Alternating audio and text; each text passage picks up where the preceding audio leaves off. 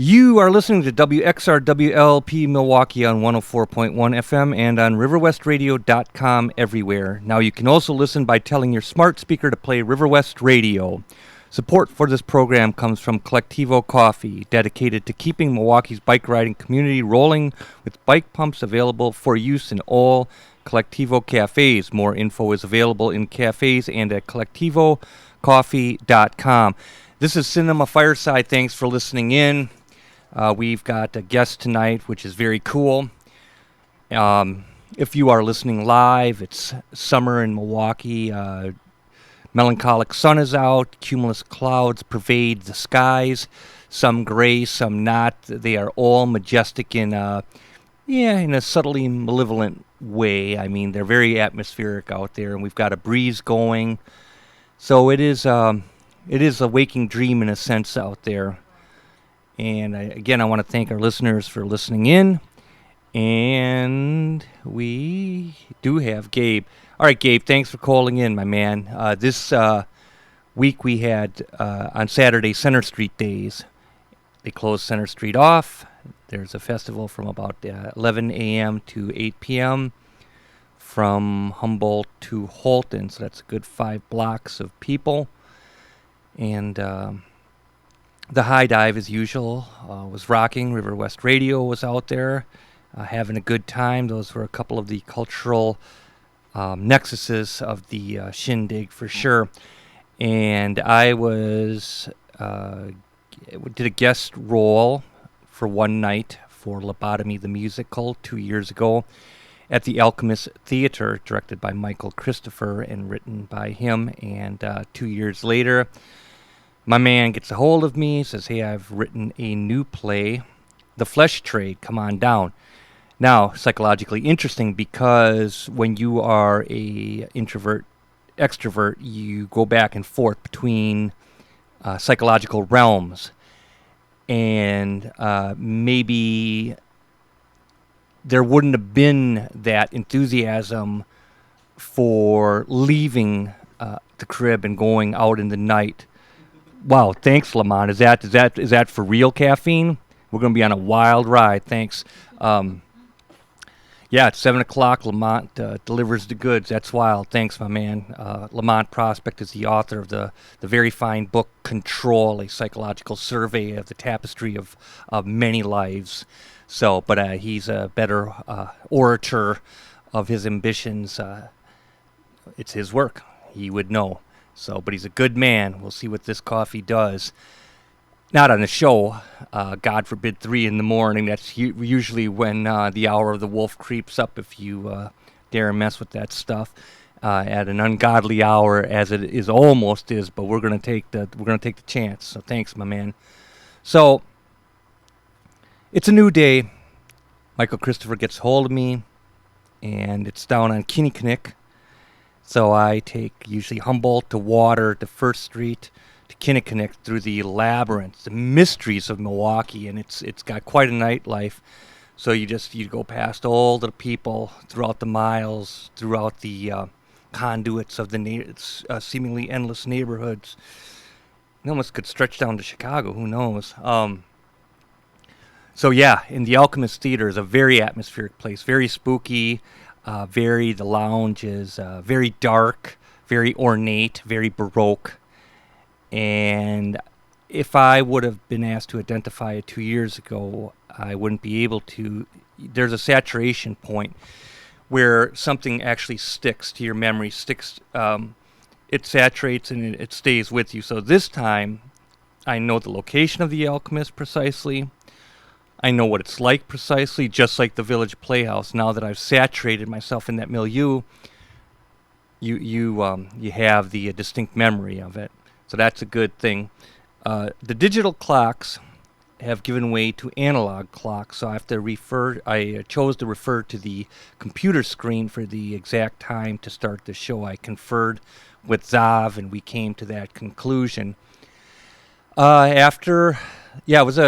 spent the day here at Center Street Days on Saturday, and you run into a number of people, and when you put up photos, it's all kind of BS. How naive can you be?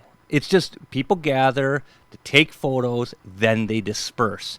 So you have to acclimate yourself to the reality that is not the reality. That is just a photo in time. It's not like, this is what's continually happening with your life. You don't take photos of you just sitting on your couch staring out the window thinking, my God, what have I done? Those don't make it. So all the happy photos and that, you got to be sophisticated, and you have to know that in real reality, that's really not the real deal. And it's good to have the Michael Christopher here too, because he's a man who works. He's a man on a mission. He's not like one of those, so what are you doing tomorrow, man, kind of people. Oh man, that's not happening. Imagine to I think it's got that bottle of vodka, man. Okay, that's interesting. Oh, yeah. My man's walking around with a pint right there, sits down, and he has some form of chaser. Outstanding. What can one say but what one just said? So, yeah, I tell you, Michael Christopher, we'll be interviewing him, and like I said, he's a guy who gets the job done. And he's the antithesis of the layabout and all of that kind of stuff, where nothing really happens in life. And you can always look back, you can see where you could have tightened things up, and then you come back into the present day and you do that tightening up. I would never expose myself to situations where you could just feel your life go down the toilet. You want to be tactful, you want to be polite. Hello, how you doing? Oh, really, that's interesting. After about 10 minutes of that's interesting, it's time to split, because God will strike you dead with lightning if you waste his time. He's probably giving you about 80 good years, and that goes by in a flash. So he don't care about excuses. He doesn't care about anything. He's just saying, here's your time. You're responsible for it. You will have essentially no one to blame but yourself. So we were you're sitting there, you're trying to do as much meaningful things during the day, not busy work, because that's busyness. Hey, are you busy and all of that? That's just violence against the self. You have no moral obligation in any way, shape, or form to explain yourself to anyone. Anyone at any time can betray you. Some of the most beautiful, socially ambitious icons of the community have said to me, in my eyes, some of the most startling things. I'm like, wait, did that person just say that? I don't know. It comes from somewhere, and it's amazing. And it's beautiful, because it is the truth. Anyone can betray you at any time is the truth. Another one of my men said, you know what? I can't count on my hand people who really are down with me. Something like that. And I was like taken aback. He's in the community.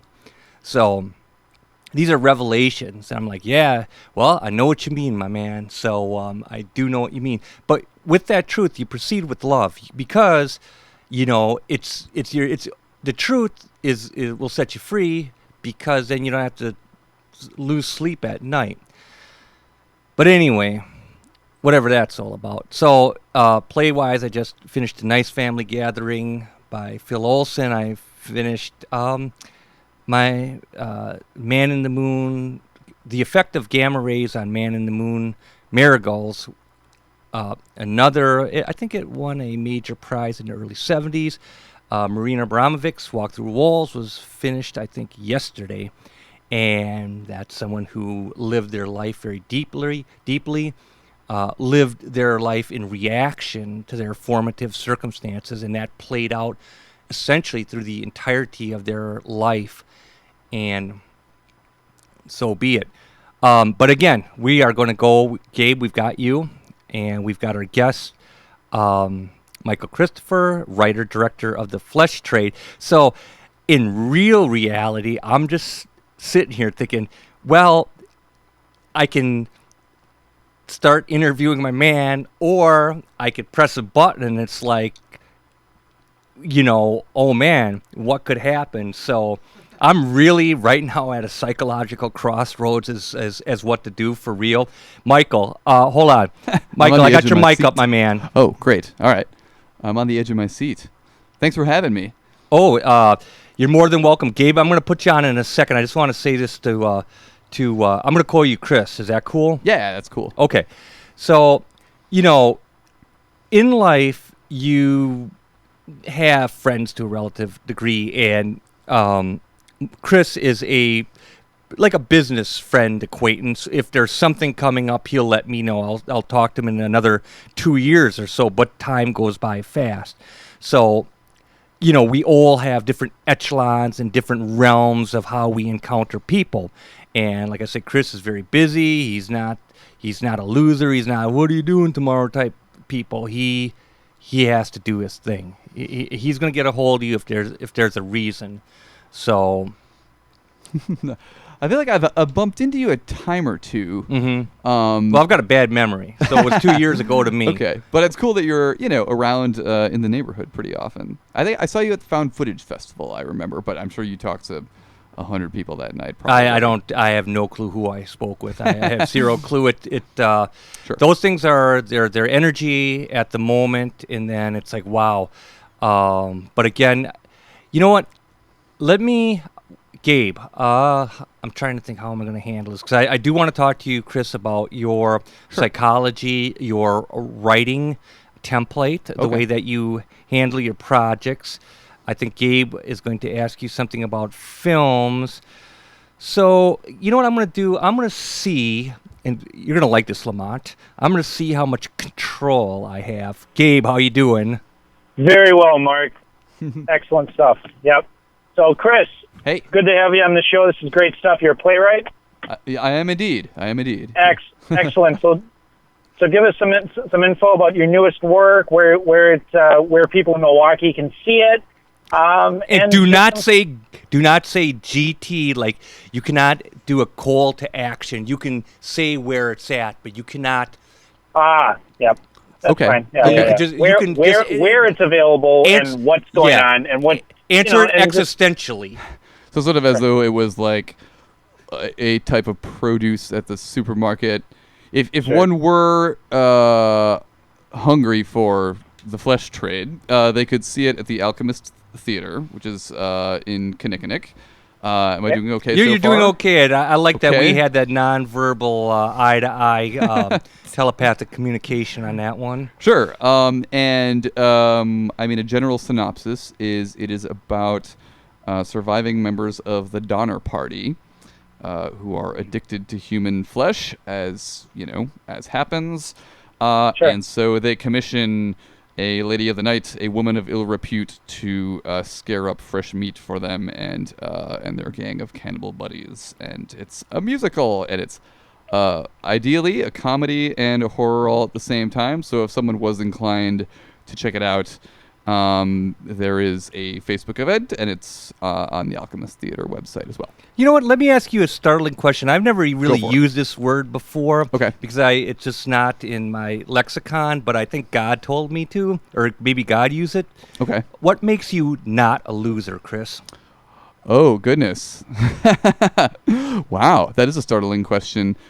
Well, how do you get the job done, my man? Geez, I guess the short answer is. We want the long answer. The long answer. I'm gonna take a bit of a right turn, and I really like this band called the Mr. T Experience, and they are kind of sort of a cheesy like pop punk band that came out of the same group as Green Day, right, out of California at the same time. Obviously, not nearly as famous. And never achieved much in the way of commercial success or anything like that. But the singer of the Mr. T Experience, kind of what drives him is you have these things that you create and you believe in them, and it's just sort of not enough to have them sit on the computer or whatever, and you believe in them enough that you want other people to experience them too. So that's some, to me, that's some sort of abstract non-answer. What makes you a winner, my man? Jeez. Not to debase what you just said, but it somehow that wasn't the answer I was looking for. Isn't it a little bit, when you make stuff and when you get it out there, you always have to be open to the possibility of losing, right? Like whatever you make and create might not be good, but you do it anyway. That's also dancing around the question, I guess. But how can you do it and others can't? I don't know that. I don't know. I don't know. I have an answer to that. There's a finite amount of energy in the universe, and you have to fight. My man spent 2 years, right, doing it. I mean, it's been 2 years. You have to fight. You have to fight. You have to want it to get out, and there has to be a reason for it to get out. And there's a finite amount of energy in the universe. There's a finite amount of space, and there's a finite amount of attention. And you just have to fight. And it sounds like, Chris, like you've fought to get this out there because you believe in it, and that in itself is a noble enterprise. Also, I have another question for you. It's not easy, that's for sure. I never realized this, so I was thinking about the synopsis for your play as you were describing it. Sure. This will be the third musical that I know of that features cannibalism in the forefront of the synopses. So there's Sweeney Todd. Okay. There's Cannibal the Musical, as written and directed by Trey Parker long before the days of South Park, and now the multi-Tony Award, record Tony Award-winning play, The Book of Mormon. Mm-hmm. So I was wondering if there was any connection to that, or if it just was happenstantical, and what about the Donner Party really spoke to you? Was it just an opportunity to really was there music that spoke to you from that history, or was it a means to get the music out? How did the musical and the story come together?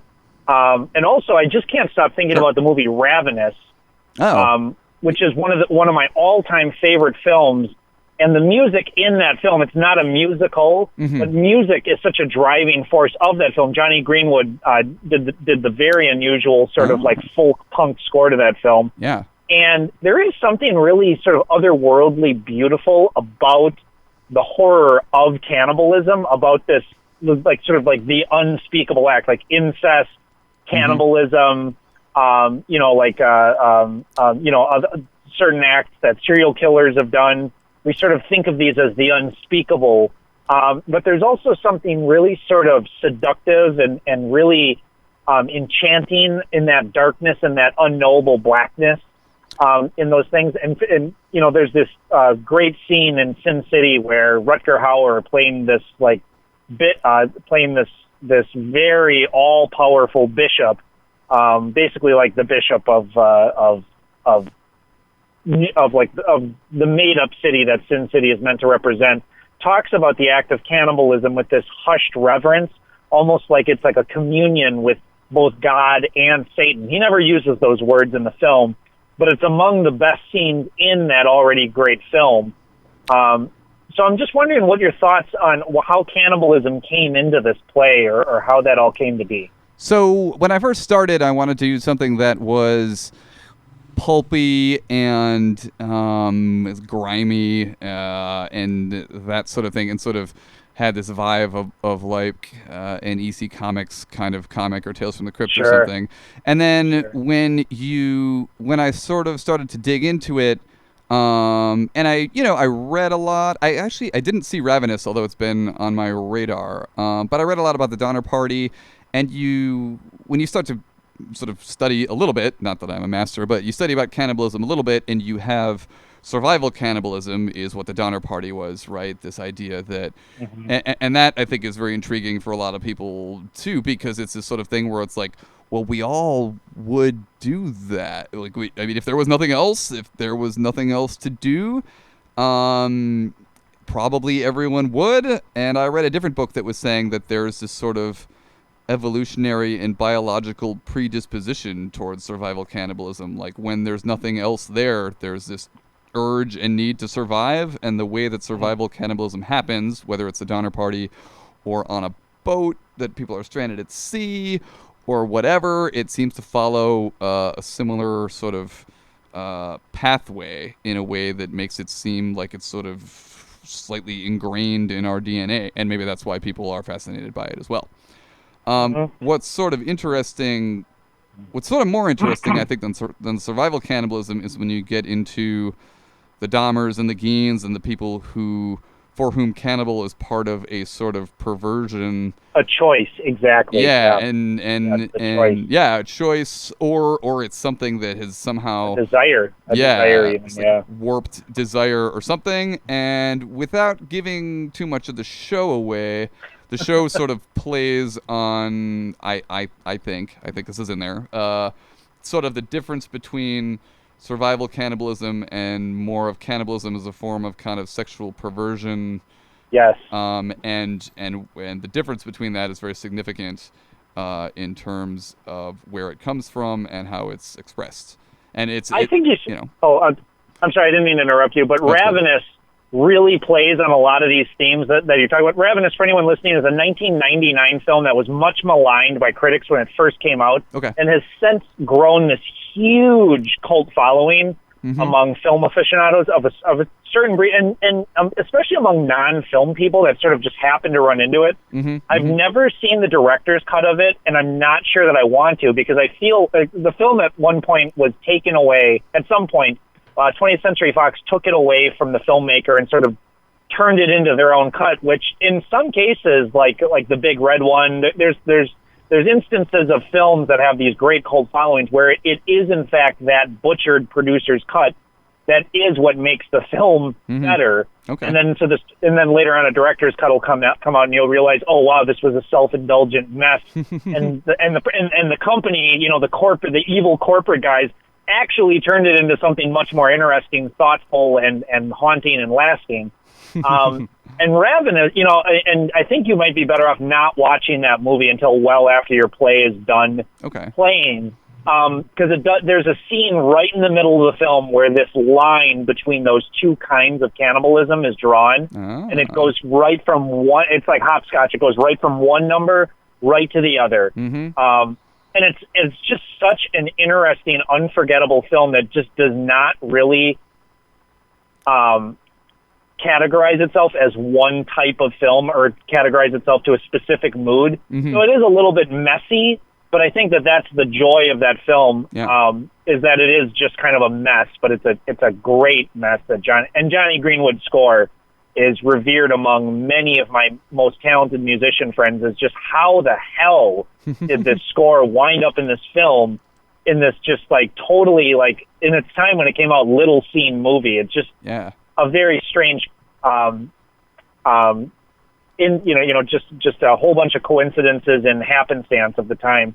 Cool. I'm also wondering if there's other plays or like what your influences are, whether it's like books, TV, music, film, anything in that gamut that may have, led to the way you write a play or write a film or whatever it is that, your means of storytelling may be. Sure. Well, I read a lot kind of in connection to this show, not that all of it necessarily made it in or whatever, but I think I think what drove me to keep working on this for over 2 years or whatever is there just kept being more and more interesting layers. Like if you take a right turn from the cannibalism aspect of the Donner Party, you get into colonialism, and they were going to claim land that wasn't theirs, so you have a lot of interesting things happening there. It's at the same time as the Mexican-American War, which is sort of nearby.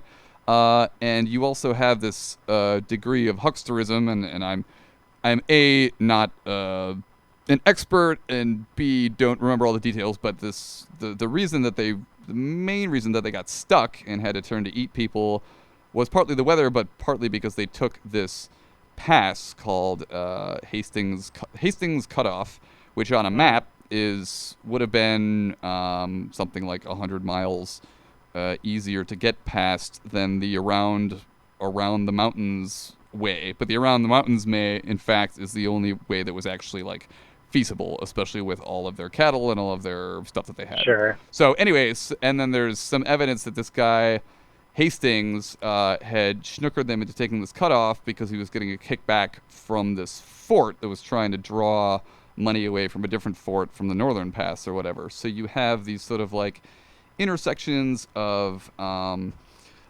hope for a new life and this sort of rugged individualism and claiming land and this sort of American surge and mixed with hucksterism and a lot of bad luck and sort of all these different things in it. Anyway, I'm kind of sidestepping your question. In terms of like the process, sometimes stuff like seeps in ways that are kind of unexpected. I was talking to Mark about this actually, like Funny Games. I'm assuming you're familiar with Funny Games? Both versions of Michael Haneke's film. I consider them sort of two halves of the same film. Sure. But the original German version, I think it was such a major influence on the type of films that I decided to watch after I saw that. Sure. Okay. I mean, that film, for anyone listening unfamiliar with that, Michael Haneke is considered one of the great world filmmakers, like film festival filmmakers. He makes daring, challenging, confrontational films about violence and about media and about the way, and really about deeper, more unsettling forms of emotional violence. And a lot of his stuff is overt and it's unspoken, and there's a lot of mystery and beauty in his films. It's impossible to really give Michael Haneke an accurate description. But his stuff is very unforgettable and very unsettling, extremely disturbing, and brilliant in the highest degree. And Funny Games, the both versions, he basically essentially remade the film again in an American version, almost like shot for shot.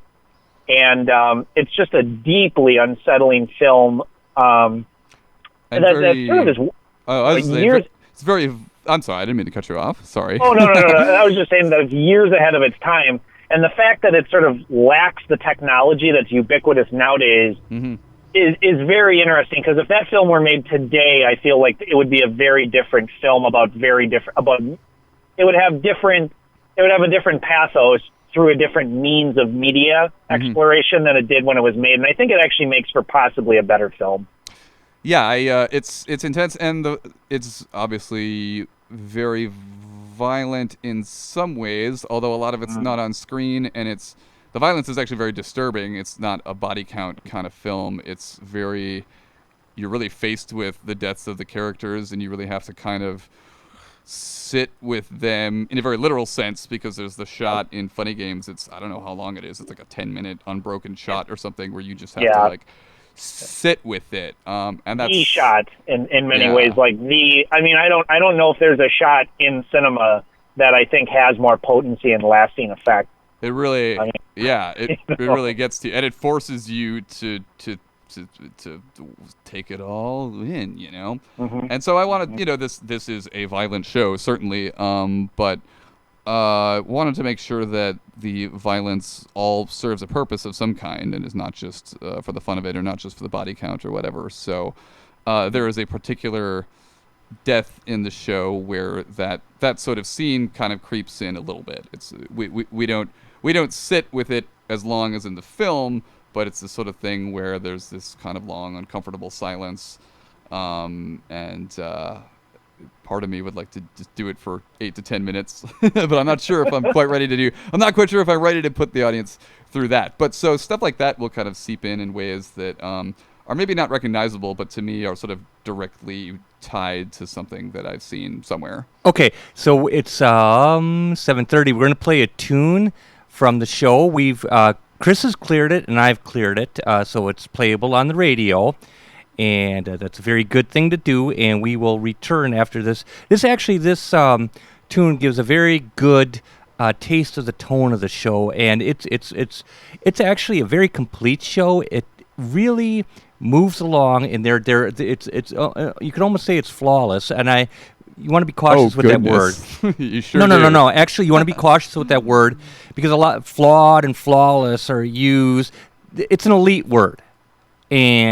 But I have forget all of this stuff. Let's play the song. Let's come back. God bless you guys. Let's make sure this works. I'm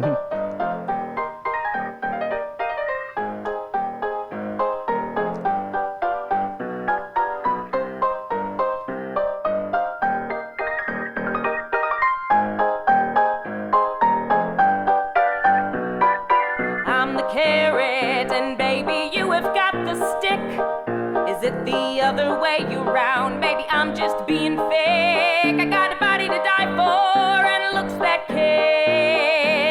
I'm the end all be all, baby, yeah. I'm your ultimate thrill. You know that I can't get enough.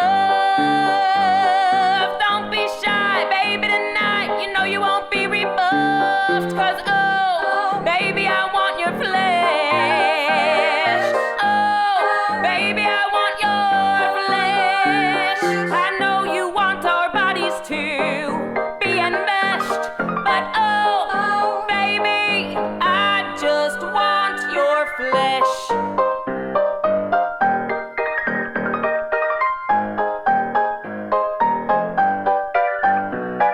I wanna take you back to the meat factory. It's a dangerous thing to turn your back to me. I suggest you get undressed. If you're a big man, I'll be impressed. Why stop at a pound of flesh when I can go ahead and take the rest? You and me are destined for success. This time I'll try not to make a mess. 'Cause oh, baby, I want your flesh. Oh, baby, I want your flesh. Get cleaned up so you're nice and fresh. But oh, baby, I just want your flesh.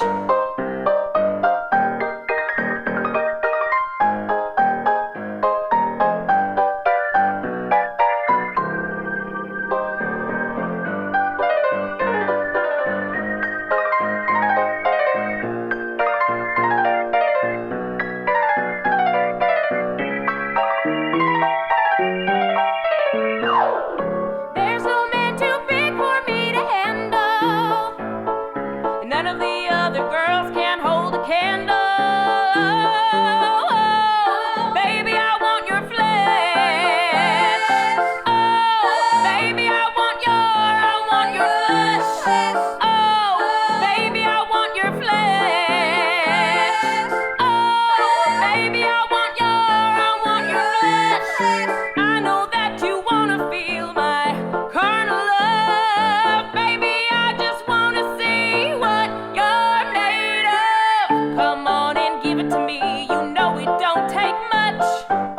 You know I come so easy.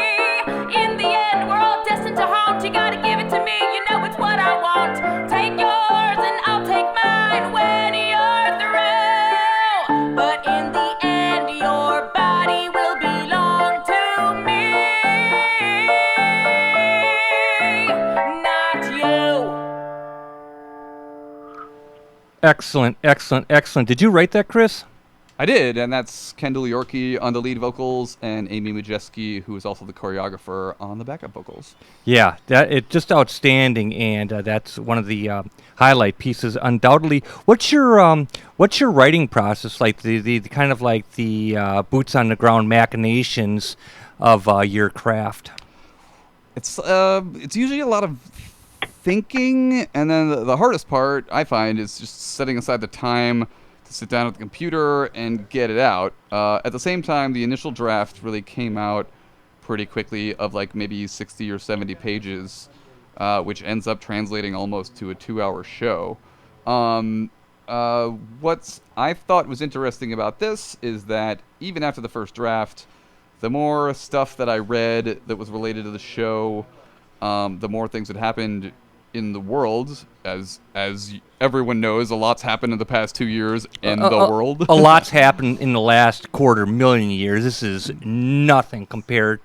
I mean, this Well, is that's no true. different than anything else that's been going on for a quarter. There's good, there's bad, there's indifferent, there's ambitious. Nothing new is under the sun. Everything is just fine. Continue, please. Well, I think as as edits went on, and as I thought about the show and life, and things changed for me in the past 2 years. Things changed in the world. You sort of start to think about, well, what sort of society do we live in? Do we live in a survival cannibalism sort of world where resources are hugely limited and we all need to fight over the last bits and morsels or whatever?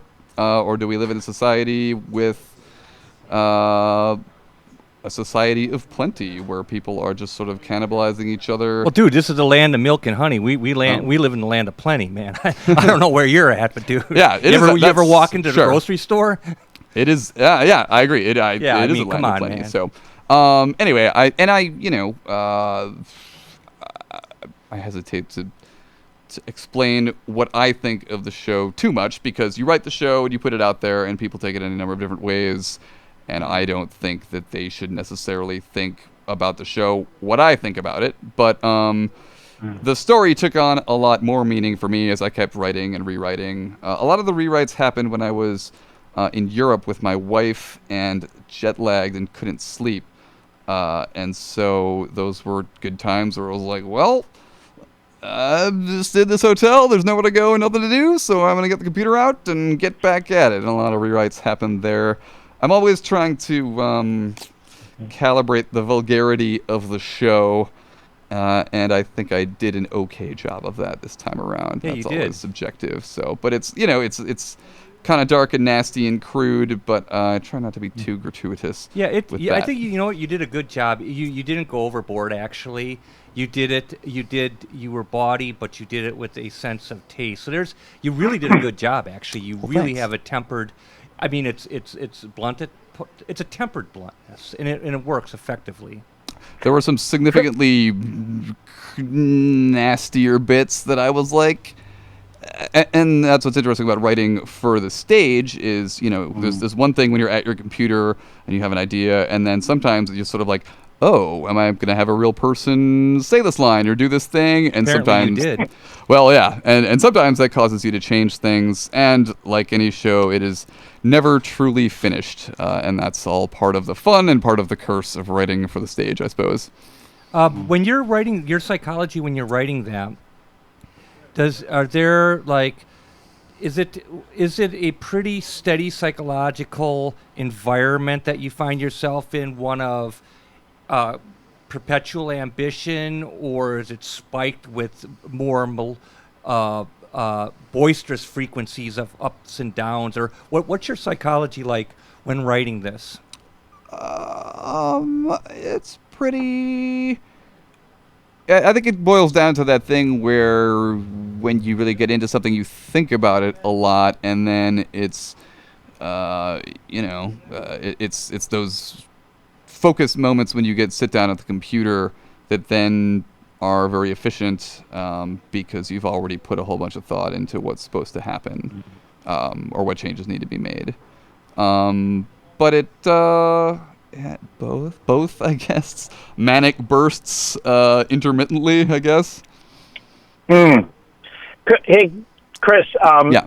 While you were speaking about the changes in in terms of how the public might perceive your play now versus when you mostly wrote it, Mm-hmm, sure. and that idea of never being done. I mean, that's I think very true. Mm-hmm. With anyone that writes a piece of, especially something that has to be performed or created, or that Sure. sort of left to be consumed by the viewer or by the audience or by whatever means, by the reader or whatever. The work is never done. Yeah. But in some ways, obviously, there is a point where there's a draft and it's done. But Right. Jordan Peele talked about the way that Get Out was written, during in his mind, relatively different era of the Obama administration, Mm-hmm. and he wrote it from a relative confines of science fiction. He Mm-hmm. was writing it more from this theoretical point of view, and the comedy of it, the absurdity of it, was a more ratcheted tone. Okay. But then the fact that the film was released in April of last year, he said, I think that a big part of the reason why this film worked and clicked with people so much is because of the time when it was released. say this film had been released 2 years earlier, like say he had written this in 2012, the film had been released in 2014, it might, I mean, just as is, that film's reception, that film's cult, that film's reputation might be completely different, and it might have been a completely different film. But he made that film, and the entire conception process was during the Obama era and during a different period, like pre-Black Lives Matter, sort of the next wave of, like, you know, social media and all the things that came with these sort of campaigns and these sort of, you know, all this other stuff. But some of it was being revised and made when that stuff was coming to more fruition. And he said that most of that had nothing to do with the film that he was trying to make. He was trying to make a film of contained theater that had, yes, some racial overtones that obviously is based on some sort of inherent politics, but nothing that was overt in the time and the place of what it meant in its time and place when it came out. So in some ways, that's just, I mean, you can either say that that's sort of ambiguity at its best, or it's just happenstance. Either way, I think it makes for, I haven't seen your play, but stuff like that always makes for just more conversation. Yeah, and I had heard, this is just through the grapevine, but I'd heard that originally the ending was supposed to be significantly darker and less, I don't know if we can give away spoilers necessarily. I think most people listening to this show have probably seen that film, and if they haven't, they probably have. They probably won't. Yeah. So at this point, at the end, my understanding is the original ending was that he was going to actually get caught. Like the police pull up, and that they were going to take him in, and it was supposed to be this reminder in the Obama era that, like, oh yeah, like, racism still exists. Institutionalized racism is everywhere, and not everything's great just because we have our first black president or whatever. And then when we got into the Trump era, he wanted something that was at least a hair more hopeful. And this is all coming from my friend Adam, so hopefully Adam isn't lying to me. But my understanding was that some of the actors, particularly the lead, actually preferred the original message and the original ending to the later ending, which is sort of interesting too. Yeah, I mean, I know that Jordan Peele spoke about, like, let's not fool ourselves, and he was, when he said we, that us, contemporary black people, was saying that let's not fool ourselves into thinking that we've overcome anything, that anything has changed, that anything has gotten better, and in fact, if you look at many of the, deportations went through the roof, and he was talking about this on the film. Oh God, what was it? It's the Directors Guild podcast, and he was talking about it on another show where he was being interviewed. That there was just sort of this dystopia of realizing that, that this era, that wellspring of hope was sort of, and we still have a president that sort of has to be the president of the United States in the world. Yeah, the whole world. We have terrorism. We have a whole world to deal with. Those things don't just go away. The president of the United States has to still be the president of the United States. There's a whole lineage of things that the president of the United States traditionally has to do. It's like this torch that gets passed on, and there's a sort of set list of amendments of issues that sort of have to be dealt with, and they're lose-lose situations either way. No magic wand can be waved. Yeah. And I just think that Get Out and Mother, which when I asked Mark if there were two films that were sort of influential, like contemporary films or films in general that sort of had an influence on you, when he said Get Out and Mother are the films that Chris has listed, I said, the two best films of last year. Okay. I kind of don't like Mother, actually. Although what I like about Get Out so much is that it does so well as just a movie. Like, if you just go and you just want to eat popcorn and watch the movie, and it's a popcorn film, absolutely. You don't want to think about it that much more. It can be enjoyed on that level. But you really can have quite, there's a lot more significant conversations that you can have about it afterwards. And that's what I like about it so much, and that's something that would be kind of a goal for me as I'm writing stuff, is something that can exist as a story that you can just enjoy, but that ideally has a little more to chew on. How many plays do you read? What's your play reading history? I don't read a lot of plays. What have I read? How I Learned to Drive semi recently. I really like Quills. Have you read Quills?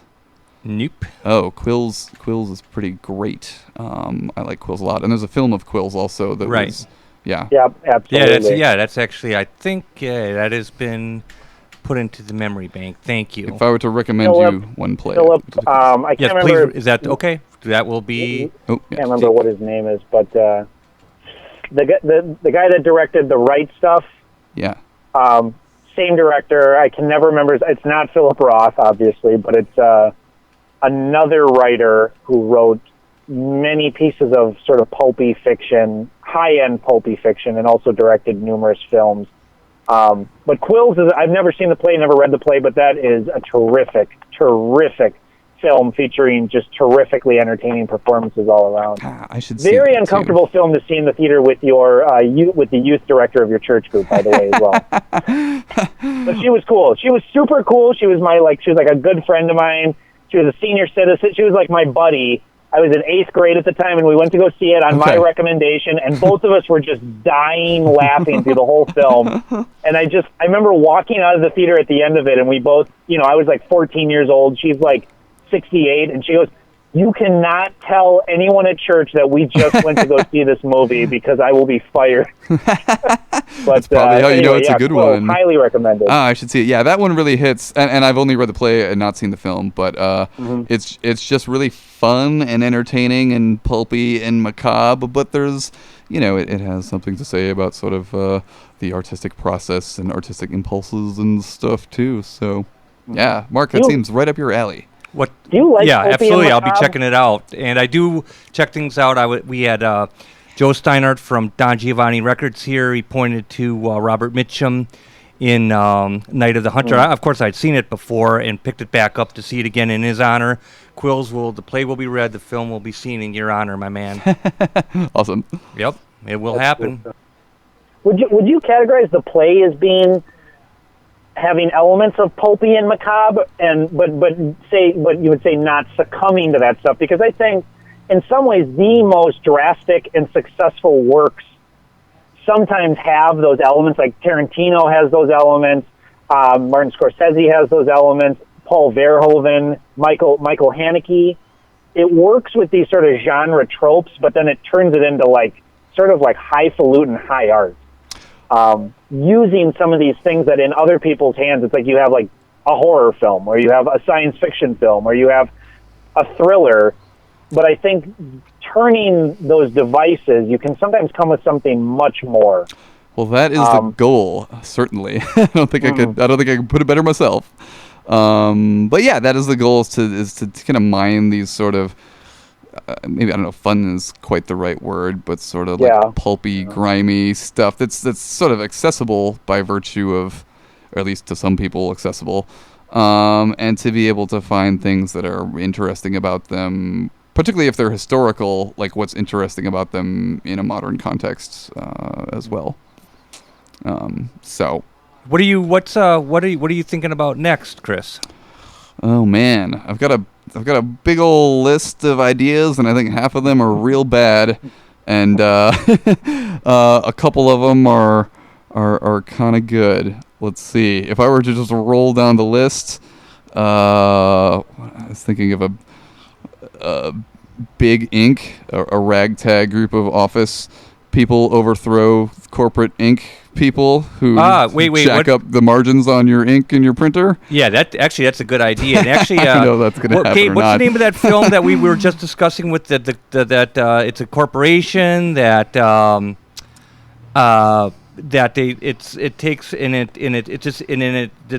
building gets completely shuttered up from the outside. Oh, Mayhem? It's with starring Tony Goldwyn. Sam Oh, Goldwyn. the Belko experiment. Yes. Oh, I don't know. What's it called, Gabe? It's called the Belko experiment. It has some really Chris, interesting check that elements out. to Yes. it. But Thank you, Gabe. Okay. Yeah, Mayhem is another film that I think is an interesting horror film about corporate America that has outstanding qualities and really marginal qualities, but or attributes. But I think Mayhem and the Belko experiment really both speak to this sort of. It's almost like it's sort of the similar vein of that post-Nixon ideology, where it didn't matter which political conviction you stood on. Nobody, like the base common denominator of pretty much all audiences was that you couldn't trust authority, you couldn't trust the man, you couldn't trust the government, and there's secrets and there's all this stuff out there. So it's like it didn't matter if it was like a film about the radical, like right conservative, like honky tonk justice, truck driving, or if it was a film about like like radical free thought and like sort of like hippie commune, like we need to like get like almost like extreme left Berkeley and libertine values all uncomfortably and very LSD-istly thrown together. I think films in the 70s and even into the 80s, look at E.T. in 1982. If there's a film that really marks the epitome of that post-Nixon you can't trust authority ethos, I think it might actually be E.T. speaking to children and children being able to completely understand it. Okay. But I feel like the modern representation of that sort of common denominator is this sort of centralized distrust among middle-brow and middle-class people of themselves and the corporate ladder. Even though we play that game ourselves in just about any entity of life, if you have a job, or if you have a hobby or anything, if you have a family, even, I mean, it's just part of our lives. That kind of makes me think maybe there's something to Big Inc., the evil corporate overlord. It's basically like I was talking to Aaron at the Alchemist has great rants about stuff, and he was like ranting to me about printer ink and how what a crock it is, and the markups on it and how it's all a big scam. And I was like, yeah, you're right. There's something to it. There's something to it. Big Ink. And then I don't know. Instantly, there's some big dumb show tune that's like, "We're raising a stink about Big Ink," and it writes itself. It writes itself, right? And you have a chorus line and. I don't know. That maybe there's something to it. I was imagining I think you really got something there. Yeah, you do. Really I think actually you got something because you do. I think that a lot of people. I mean, I had a conversation today about printer ink with a friend that I gave someone a free printer today. Wow. I handed him a free printer. He put it in his hands, unused, never been touched.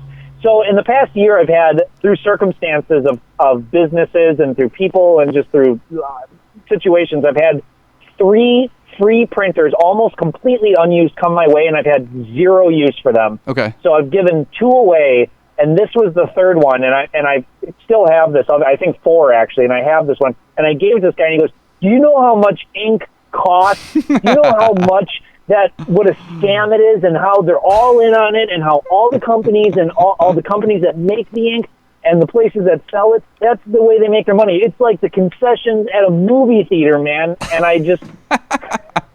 Amazing. He just like goes off about it. It's true. I'm sure it's true. I was imagining some protagonist who maybe he's changing the printer ink and he like gets his finger taken off, and then like the health insurance says that his removed finger is like a pre-existing condition because he's always had fingers or whatever. I'm just thinking out loud here. There's a big list of stuff that's all about as well developed as Big Ink at the moment.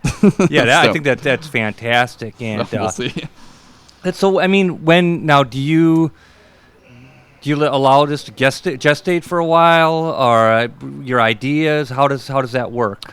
I mean, also, do you say, "Hey, enough is enough of this floating around in the speculative realm. Now I'm going to get to it"? Well, usually what happens is after finishing, like, putting on a show, like, there's, like, so much focus, and for at least the 2 weeks leading up to opening night, it's just, like, every waking moment is the show, and then it opens, and all of a sudden you have kind of all this focus that has nowhere to go. So usually that's when ideas start popping in, and ideally start writing something. I start a new job in like a week or so there's that too. Life as a teacher, having the summers off is nice, and now the window of having lots and lots of free time is starting to close. But yeah, if only there was sort of unlimited time. Yeah, but what you have, you've obviously used wisely. I mean, people write when there's missiles flying over their head, so it's I mean, there is no excuse. But everybody has their own psychology as well, too. You know what I'm saying? And regardless of whatever circumstances you encounter, you have really fought the good fight, and the results are astonishingly admirable. Well, thanks, man. I've always dove into like the first idea that's come along after working on something else, and so now it's sort of nice to be in a spot where there's 5 or 6 ideas, and I can sit with them a bit and try and figure out what's going to be best to really put everything behind. Hey, when does where is the show and when does it run until? The show is at the Alchemist Theatre. What's the name of the show? The name of the show is The Flesh Trade, and it runs until Saturday the 18th, so the next 2 weekends and the Thursdays. And if you want more information, there's a Facebook event. It's called The Flesh Trade and Alchemist Premiere. There is also, you can go to the Alchemist Theatre website. There is also a post-party at Frank's Power Plant this Friday after the show. What time is that about? After the show, around like 9:30, 10? Yeah, 10. Okay, gotcha. Well, Gabe, say goodnight to your guests because I gotta start shutting the system down. Chris, thank you so much for coming on. This is great stuff. I wish I was in town to see the show, but you know what? Sometimes life just hands you some weird pieces of pie, and you eat them as best you can, or you just you don't. But Chris, thank you for coming on, man. Thanks for sharing your wisdom, your enthusiasm, and thanks for sharing your play with the people of Milwaukee and the citizens of the world. And good luck to you, and we hope to have you back on sometime. Super cool stuff, and thank you, man. Awesome. Yeah, appreciate it. Thanks so much for having me. Thank you. Movie night sometime. Yes, thank Absolutely. you, Gabe. So, Chris, thank you very much for coming on the show. Thank you for inviting me to the play. The play is great fun, The Flesh Trade at the Alchemist Theatre in Bayview, Milwaukee. It's a fun neighborhood, and there's some bookstores there, some record shops, lots to do, most certainly. It's a great area, so if you get there early, you can stroll about and do some window shop and do some dreaming and so on and so forth. It's great. And again, Chris, congratulations, man. Thanks, man. Can I? Yes, you can. Can I reprise my favorite Mark Borchardt quote before we leave? Actually, I cut you off. Where's its source? You know what? Since I just cut my man off because I have no clue what he's about to say. Was it a quote that you encountered me in real life from? Okay, that's not the answer we were looking for. The dude, he got like half a syllable out, and that's about it. Chris is a great soul. He is to be admired. His work it's absolutely wonderful. And congratulations so much, Chris. Awesome. Say good night. Excellent. Good night. Thanks, man. Thank you. I've got to look at various different things as we speak. And thanks, listeners. We will be on at the same time next week on WXRWLP 104.1 FM Milwaukee. To hear past episodes, visit riverwestradio.com/shows and click Cinema Fireside.